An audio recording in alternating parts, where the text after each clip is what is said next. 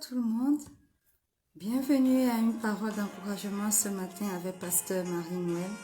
Nous allons lire dans le livre de Psaume 146, le verset 7. Il est écrit: Il fait droit aux opprimés, il donne du pain aux affamés, l'Éternel délivre les captifs.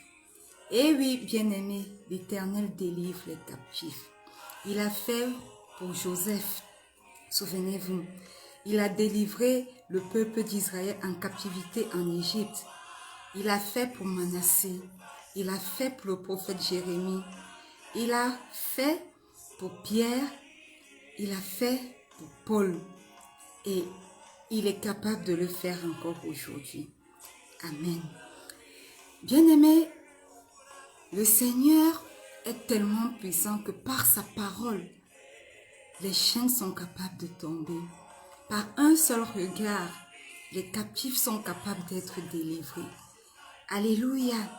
Nous en sommes témoins même encore aujourd'hui, n'est-ce pas? Combien de personnes, combien de chrétiens ont été pris en captivité et ont été délivrés ensuite. Ceci est l'œuvre du Seigneur. Et aujourd'hui encore, les portes sont prêtes, les portes de la captivité sont prêtes à s'ouvrir grandement pour nous voir sortir. Les chaînes dont nous avons été enchaînés sont prêtes à tomber encore, comme ça ce fut le cas pour l'apôtre Pierre en prison.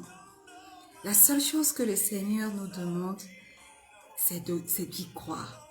Croire qu'il est capable de nous délivrer de notre captivité. Croire qu'il est capable de le faire encore aujourd'hui. Pourquoi? Pourquoi est-ce qu'il est capable de le faire? Parce que c'est son plaisir de nous délivrer de toute forme de captivité.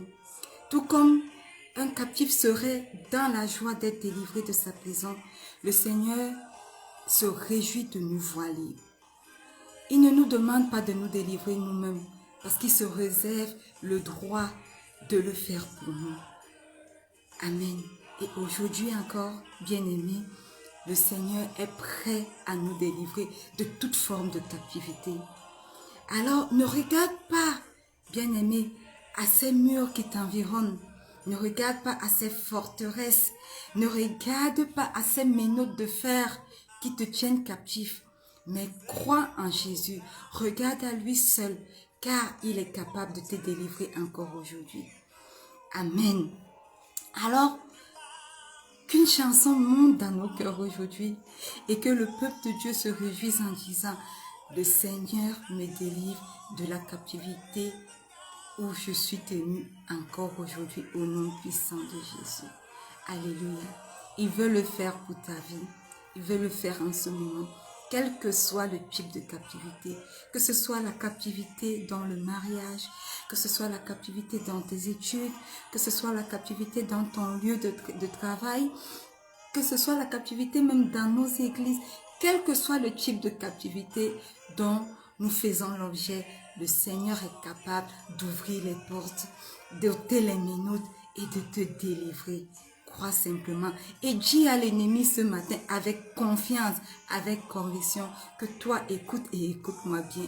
Mon Seigneur, mon Dieu est capable de me délivrer de cette captivité. Alors tu n'as plus d'emprise sur ma vie. Oh non, tu n'as plus d'emprise sur mon travail, tu n'as plus d'emprise sur mon mariage, tu n'as plus d'emprise sur mes finances, tu n'as plus d'emprise sur la vie de mes enfants, parce que le Seigneur se réjouit de nous délivrer au nom puissant de Jésus. J'espère que cette parole va encourager quelqu'un ce matin et défiez l'ennemi, s'il vous plaît. Défiez l'ennemi bien-aimé. Et je vous laisse avec cette parole ce matin. L'Éternel est capable de te délivrer de cette captivité. Sois béni. Shalom.